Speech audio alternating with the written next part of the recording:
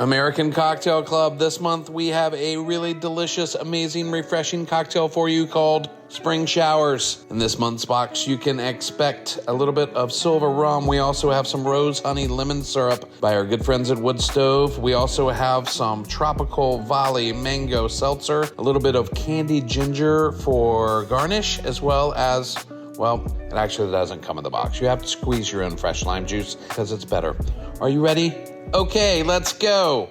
Let's start off by adding 1.75 ounces of that Silver Rum, 0.75 ounces of your rose honey lemon syrup, and then we're gonna add 0.5 ounces of that amazingly fresh, amazingly delicious fresh lime juice. Then we're gonna shake. Give it a good shake. Oh gosh, there's a lot of shaking. That's a lot of shaking, okay. All right, now it's time to drain that. In fact, double strain that into your coupe glass.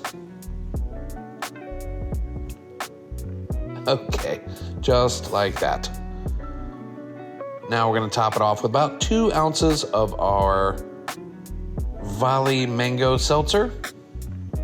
And now it's time to garnish. Grab some of that candied ginger and stick it right on the edge of the glass, just like that.